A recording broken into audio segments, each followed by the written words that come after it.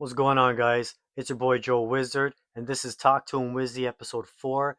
Today's episode, I want to touch upon the topic zero barriers to entry for music artists. And this is a huge topic. I only touched on it a little bit on my last episode pertaining to the AI, but I think this topic needs its own episode. And I come from an era where if you distributed music to major platforms or got it duplicated and pressed and put into the record stores, they were recorded, mixed, and mastered by a professional engineer. Um, we are inside a day and age where anybody with a laptop, a mic, and an interface can record their music in any atmosphere, like in their home, and mix it to their standards, master it to their standards, and then upload it to the distributor that they signed up with, and that distributor uploads it up to Spotify, Apple, Deezer, Amazon Music, YouTube, all these platforms. Now, who's at fault, and when did it change? Well, I'd say maybe about 15 years ago, maybe like 10, 15 years ago. Because I remember when the distribution, like when the distributors started coming up and you could start distributing your own music. When you uploaded an audio file, I remember it had to meet certain qualifications and standards. Um, but now when I'm online and I'm listening to Spotify and I'm listening to somebody's new music and it's garbage quality, I'm wondering to myself, who is at fault? It's not the artist, because the artist obviously wants to upload their music to major platforms and get paid on for streams. Is it the distributor who takes the artist's money and then they distribute it to the major streaming platforms? Or is it the major streaming platforms that receives the um, submissions from the distributors and adds it to their platform? I think everybody has a little bit of um, little bit of each has is a contributing to the problem. And but I'd say the main people that are at fault are the major platforms, the major streaming platforms. Because if you guys are running billion-dollar streaming companies, why are you allowing artists with low quality music to be on your platform with industry artists like, Snoop Dogg? I don't even have to say any names, just industry artists, mixed, mastered, recorded, all in professional studios. It's crazy. Like, even for me, like, I gotta say, um, I can't record, mix, and master like Dr. Dre, but my music can be on the same streaming platform as Dr. Dre. I just don't think that's fair. I come from an era though when when you couldn't get your songs pressed and put into record stores, that you had other resources like datpiff.com, and then you had mixtape stores, um, where you could, record your music, press it on a CD, do your cover art and stuff, press them, and then distribute them on the street, distribute them at mixtape stores or online, uh, at .piff.com, which, to me, this industry is really missing that sort of platform right now. And the only other platform that I think that kind of manipulates what that PIF does or was doing, and that's SoundCloud. So I'm just going to say this. My suggestion, artists, if you are recording music from your home and you are mixing it yourself, you are mastering it yourself, and the quality is not up there, upload it to SoundCloud. Use that platform to gain new followers, to gain new connections, and all this stuff. To upload your music that's not industry standards and put it into a pool of other great artists, and then you wonder why you're like, uh, uh, you know, you wonder why you're not getting tons of streams. Because let's face it, the stats are out. Over 95% of the music, I might be capping, let me know in the comments, but over 95% of the music that's uploaded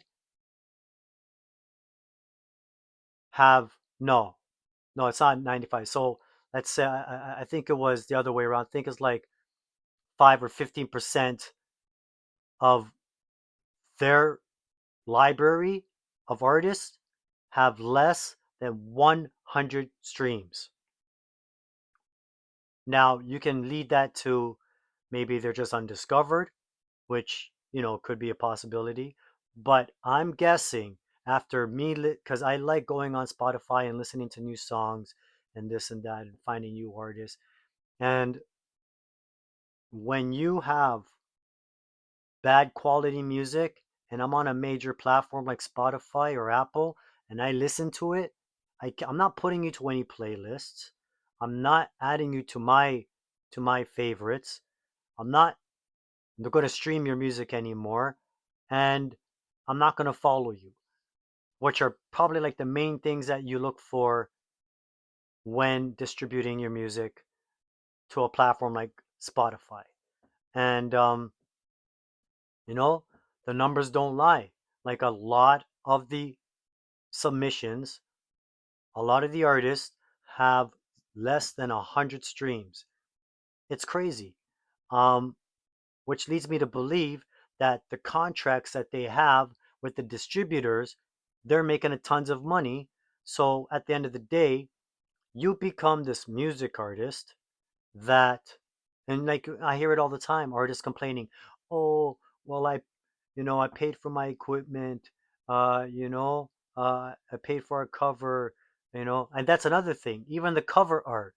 So, yo, some of these guys are just doing their own cover art, and their cover art is shit. But yet I see it on Spotify. I won't lie, I am one of those guys, but I've recently upgraded to only getting good quality um, cover arts and getting better quality music out there.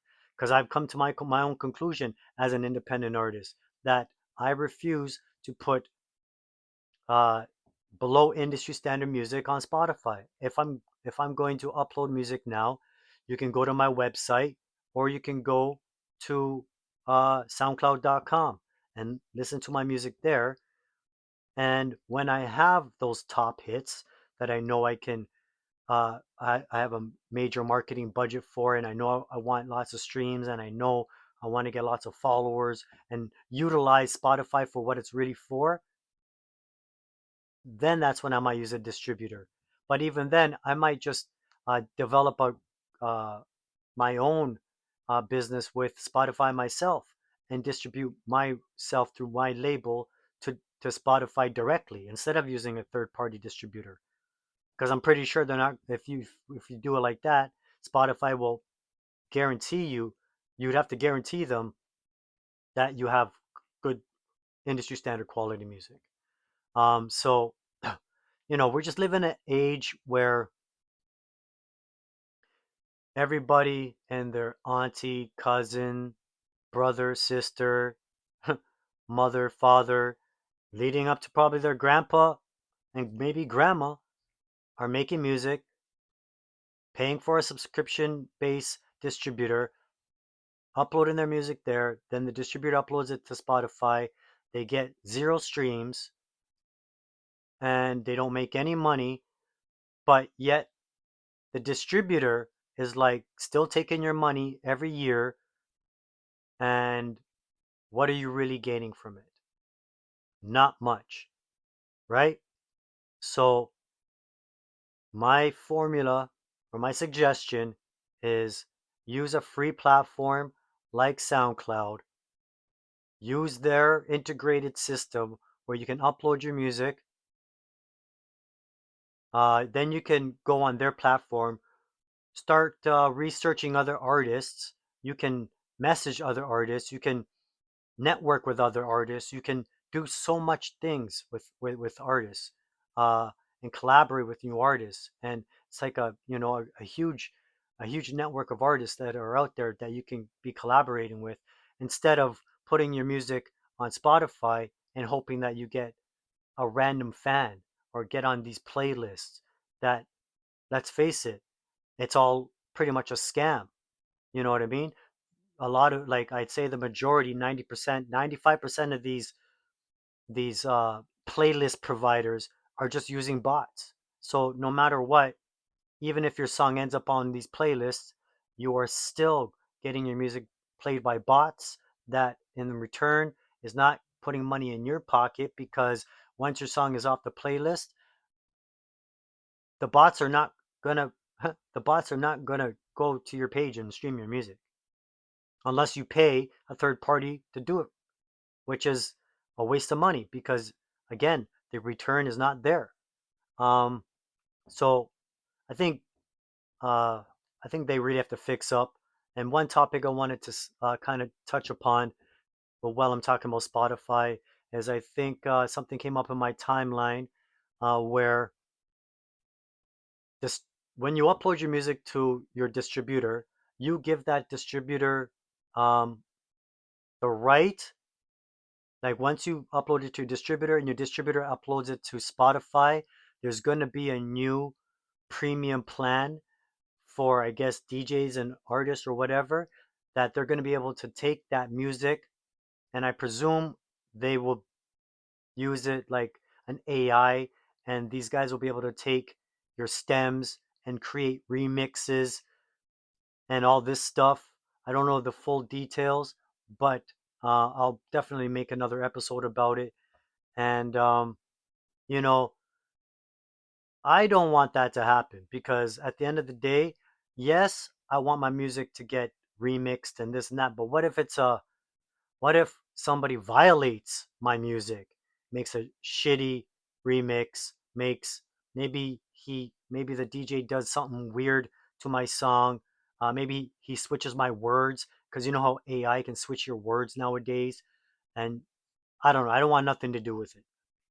So um, that was just something I wanted to touch upon. So, you really got to be careful nowadays when you're distributing your music, who you're distributing it with, where are they putting it, and what access does the platform that you're distributing it with, what access are they giving other people?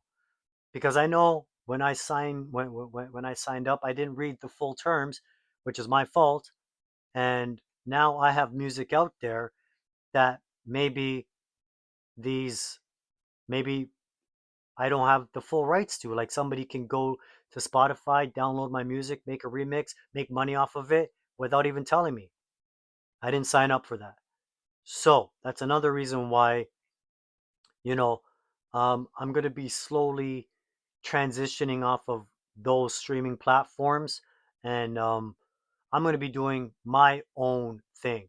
And whatever that is, I'll keep you guys updated because um, obviously you can go to my website or you can go to SoundCloud, but my website will be my main place where you can get my music, buy my music, support me, and all that. And I suggest other artists to follow that route. Um, Let me know what you think inside the comments. Give this video thumbs up, thumbs down, whatever. Just give me some feedback, and you already know what it is. Until the next episode, Joe Wizard out. Talk to him, Wizzy. One love. Peace.